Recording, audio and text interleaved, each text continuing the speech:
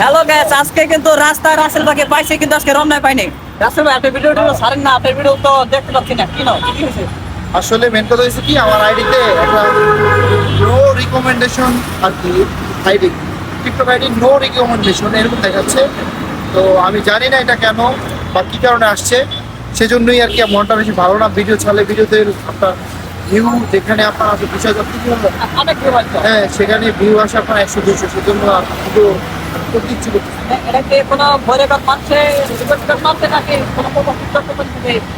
আসলে কেউ যদি মানে রিপোর্টও মারতে পারে, আমি জানি না। কেউ যদি রিপোর্ট মেরে থাকেন তাদের কাছে বলবো যে ভাই, একটা কষ্ট করে আইডি তুলতে অনেক কষ্ট ভাই, কেউ রিপোর্ট মাইরেন না ভাই, আপনাদের কাছে হাত জোড় করে অনুরোধ করতেছি।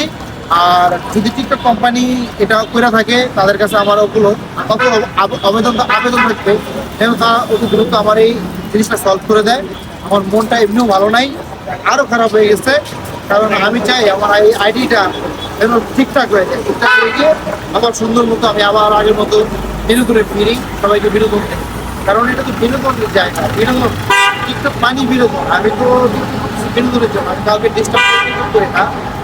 আপনি জানেন যে আমি টিকটক করি বিনোদনের জন্য। তো অনেক সময় দেখা গেল অনেক মানুষ অনেক কথা বলবে, এটা তো খারাপ, অনেক ল্যাঙ্গুয়েজ, এটা ঠিক। আমি এগুলো মনে মনে কোনো কষ্ট নেই না। তারা আমাকে ভালোবাসে, গালি দেখ আর তালি দেখ, দুটোই আমি একভাবেই নেই।